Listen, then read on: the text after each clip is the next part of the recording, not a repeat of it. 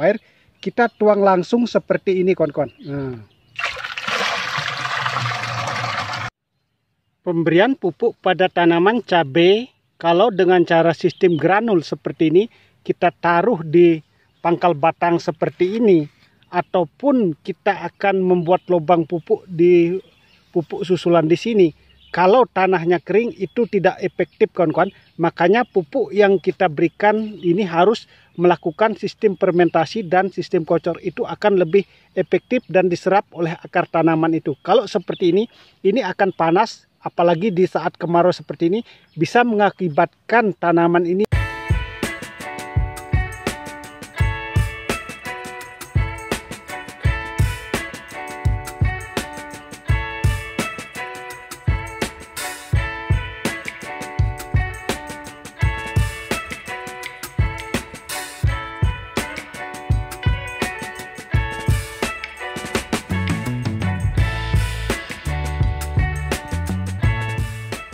Halo kawan-kawan, kembali lagi dengan saya Ardana Putih. Nah, pada hari ini kita berada di kebun tanaman cabai rawit.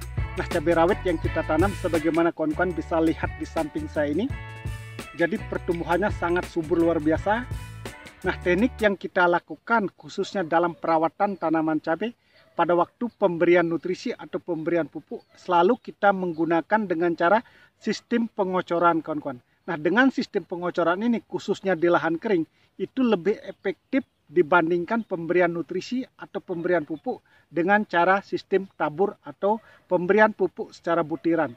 Karena penyerapan unsur hara yang dilakukan oleh tanaman itu melalui akar tanaman kurang maksimal kalau dengan pemberian pupuk secara butiran atau pemberian nutrisi. Nah, makanya seperti yang sudah saya sampaikan, pada hari ini pun kita akan melakukan fermentasi pupuk kawan-kawan, di mana fermentasi ini bertujuan agar tanaman yang kita tanam ini agar tumbuh lebih subur, lebih cepat berkembang, dan nantinya bisa menghasilkan buah yang lebih lebat lagi. Nah, teknik ini memang cukup efektif, cukup terbukti ampuh di dalam budidaya tanaman cabai. Kita sudah sering melakukan hal-hal seperti ini di penanaman cabai pada waktu sebelumnya kawan-kawan. Karena kita menanam cabai sistemnya bertahap, tidak sekaligus kawan-kawan. Baik itu kita sudah melakukan penanaman cabai di lahan pertama, kedua, dan ketiga. Dan ini sebenarnya penanaman cabai yang kita lakukan ini di tahap tanaman keempat kawan-kawan. Di tahap pertama, kedua, dan ketiga memang sudah mulai panen maksud saya, dan sudah habis buahnya kawan-kawan. Ini disebabkan kita tidak membuahkan di buah kedua karena kondisi cuaca yang sangat panas, kita kekurangan air untuk pengocoran kawan-kawan. Maka kita fokus sekarang di lahan yang keempat ini, yaitu di mana tanaman cabai sudah memasuki fase generatif, dan saat ini sudah seperti yang saya sampaikan, kita akan melakukan fermentasi pupuk di mana bertujuan agar tanaman pertumbuhannya lebih cepat, lebih optimal kawan-kawan. Inilah kondisi tanaman cabai rawit Ori 212 di mana usianya sudah 45 HST kawan-kawan. Jadi pertumbuhannya cukup subur luar biasa seperti ini. Batangnya juga besar-besar seperti ini. Ini sudah memasuki fase generatif di mana dia sudah pecah cabang seperti ini. Sudah pecah cabang dan bunganya sudah mulai bermunculan seperti ini kawan-kawan. Nah, teknik yang kita gunakan di dalam perawatan tanaman cabai khususnya di musim kemarau saat ini adalah dengan selalu sistem pengocoran atau pemberian nutrisinya dengan cara sistem kocor. Itu lebih efektif dibandingkan pemberian pupuk atau pemberian nutrisi dengan sistem tabur kawan-kawan. Karena dengan sistem pengocoran itu akar tanaman lebih mudah menyerap unsur hara atau menyerap pupuk itu sendiri, sehingga pertumbuhan tanaman tetap maksimal seperti ini. Ini luar biasa ini pertumbuhannya, dan cabang-cabangnya, cabang produktifnya juga besar-besar seperti ini. Dan memang di fase generatif seperti ini, seharusnya kita sudah mulai siap-siap memberikan pupuk susulan. Itu sebenarnya kawan-kawan, agar tanaman lebih tumbuh dengan baik. Tetapi sampai saat ini seperti yang sudah saya sampaikan bahwa belum pernah kita memberikan pupuk susulan baik dengan NPK maupun sejenisnya.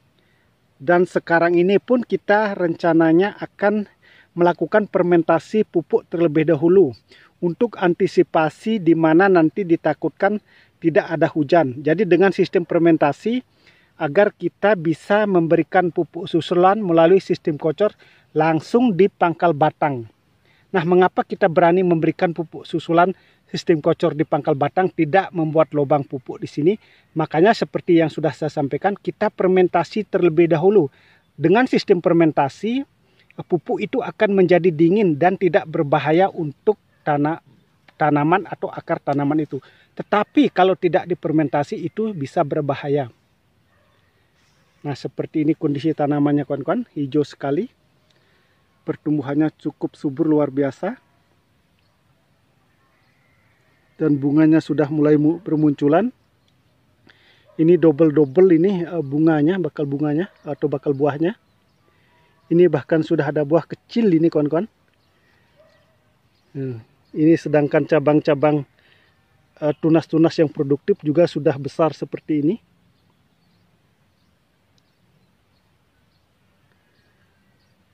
Memang ada kendala cukup banyak khususnya bagi para petani kalau musim kemarau seperti ini. Kita harus rajin mengocor tanaman yang kita tanam ini dengan nutrisi kawan-kawan. Jadi dengan demikian akan bisa pertumbuhannya tetap maksimal. Makanya nutrisi yang kita berikan seperti yang sudah saya sampaikan adalah asam humat, asam amino, dan fosfat cair. Itu kita lakukan interval 5 hari sekali dengan dosis asam humat 2 sendok makan, asam amino 2 tutup atau 20 mili, sedangkan fosfat cair yaitu Mordenpol kita juga memberikan 20 mili atau 2 tutupnya, dan kita kocor pada setiap lubang tanam kurang lebih 100 mili kawan-kawan. Dan dosis untuk takaran masing-masing itu asam humat 2 sendok, asam amino 2 tutup, fosfat cair 2 tutup untuk takaran 20 liter air. Inilah cara fermentasi pupuk yang baik kawan-kawan, yaitu ini merupakan NPK grower. Kita beli kiloan kawan-kawan. Ini NPK grower, kandungannya nitrogennya 15, fosfat atau fosfornya 9, sedangkan kaliumnya kalau tidak salah itu 20. Jadi cukup tinggi kandungan kaliumnya. Ini ukurannya adalah 4 kilo seperti yang saya sampaikan tadi. Kita campur dengan air terlebih dahulu seperti ini. Kita jadikan satu saja dia seperti ini. Inilah pupuk susulan yang akan kita berikan antisipasi kalau tidak ada hujan sama sekali nanti. Kita aduk biar dia benar-benar larut di dalam air seperti ini.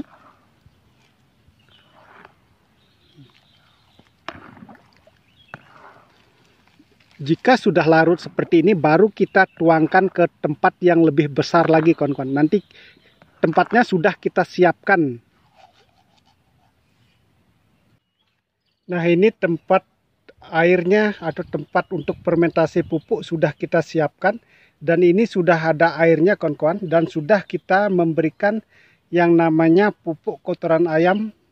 Ini takaran toren atau tempat airnya 500 liter kawan-kawan. Tetapi kita isi di sini hanya 400 liter aja kawan-kawan. Dan pupuk kandang ayam yang kita berikan ini 10 kilo kawan-kawan.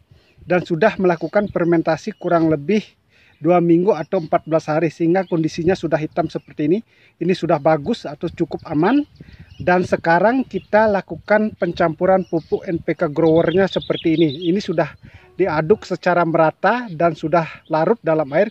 Kita tuang langsung seperti ini kawan-kawan. Kita tuang langsung seperti ini. Aduh, jatuh dia. Jadi inilah yang akan kita gunakan untuk pengocoran tanaman cabai kalau tidak ada hujan. Walaupun ada hujan, ini bisa tetap kita pakai dan langsung kita kocor pada pangkal batangnya nanti. Dan proses ini pun memerlukan waktu lagi kawan-kawan, kurang lebih 20 hari untuk fermentasi pupuk ini agar tidak panas. Dan semakin lama sebenarnya semakin bagus juga. Kita aduk di sini seperti ini. Kalau kita pakai langsung biasanya musim kemarau itu sifatnya panas. Karena walaupun pupuk kompos atau pupuk kandangnya sudah larut, sudah fermentasi. Tetapi pupuk NPK growernya itu masih sifatnya panas. Jadi tidak bagus untuk tanaman kalau di saat musim kemarau seperti saat sekarang ini. Nah, kita aduk seperti ini. Jika sudah teraduk rata dengan air dan pupuk kandang ayamnya seperti di dalam satu tempat ini, nanti kita tutup dan lakukan fermentasi seperti yang sudah saya sampaikan tadi, paling tidaknya 20 hari atau bahkan sampai 30 hari. Semakin lama akan semakin bagus dan sifat pupuknya akan dingin, dan langsung sesudah itu baru kita gunakan untuk pengocoran cabai rawit. Walaupun dipangkal batang langsung itu aman, kawan-kawan. Kegiatan kita hari ini melakukan pencampuran pupuk untuk difermentasi, yaitu NPK grower dengan 400 liter air. Sudah selesai kita lakukan. Nah, terima kasih kawan-kawan yang sudah menyimak video ini. Semoga ini dapat bermanfaat untuk kita semua dan semoga kedepannya kita menjadi sukses sama-sama.